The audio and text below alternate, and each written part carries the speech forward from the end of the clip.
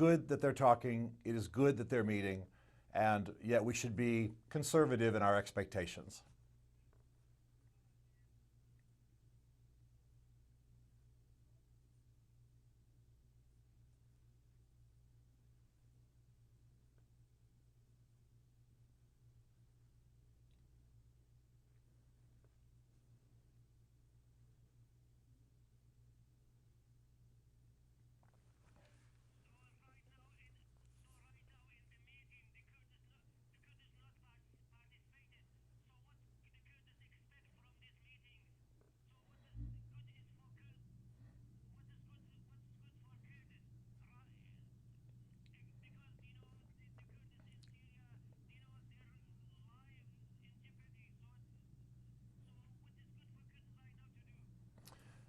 Well, I agree that this is a horrible situation, that the YPG and other Kurdish organizations have been excluded. This should not happen. But there are parties at the negotiations who are calling for the Kurds to be given access.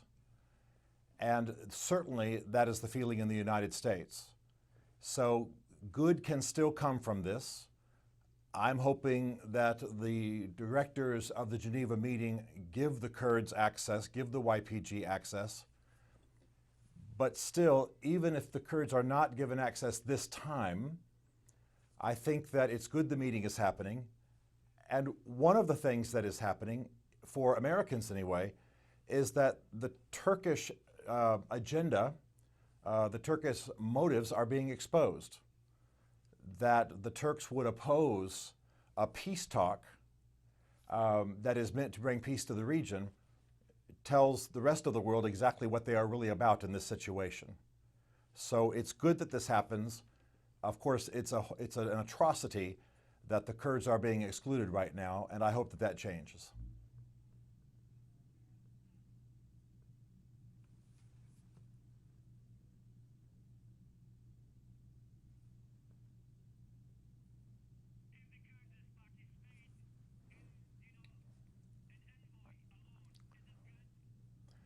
Yes,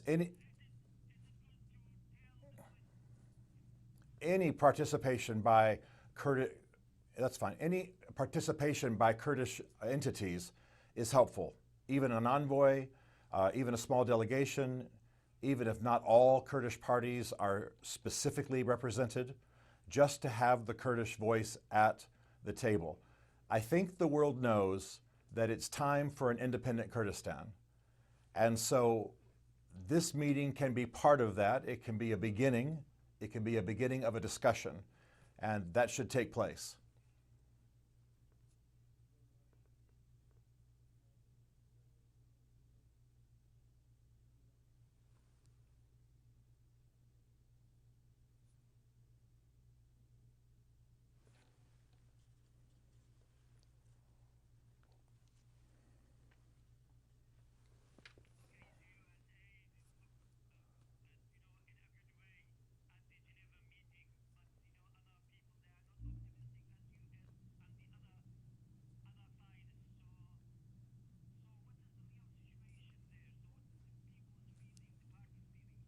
Here in the United States?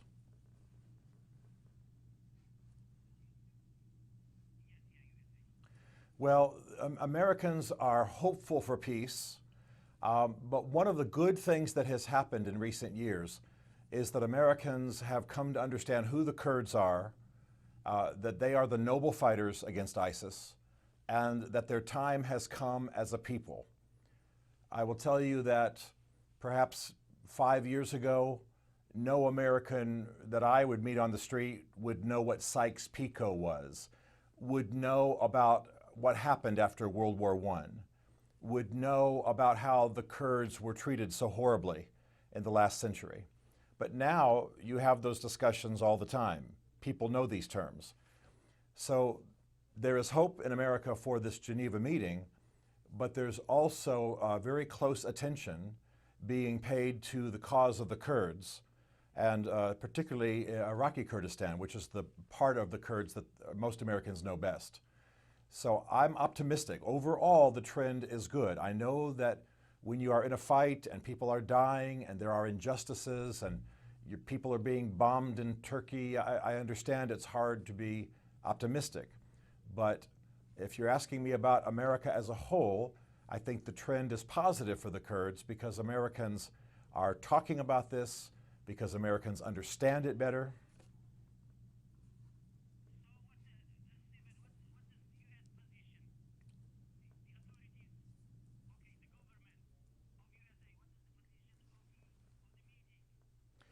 Well, I think the U.S. is always urging the peace meeting, urging the Geneva meetings, but they're not very actively involved. They're more, I think probably the main thing that their government is feeling, or the government leaders are feeling, is concern about Putin and what Mr. Putin of Russia is doing. And so there are tensions beyond the business of the meeting that U.S. officials are paying attention to. But obviously the U.S. hopes for peace in the region. As far as the Kurds are concerned, the U.S. government still wants a unified Iraq.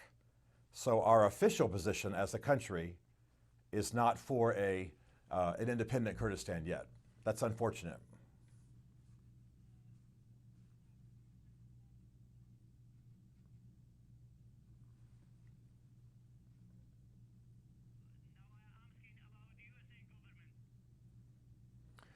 Well, the U.S. government wants the peace meetings to happen, the Geneva meeting to happen.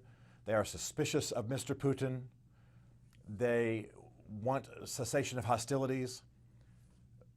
But there are issues about Assad and Syria that the U.S. is very concerned about and disagree with Mr. Putin about.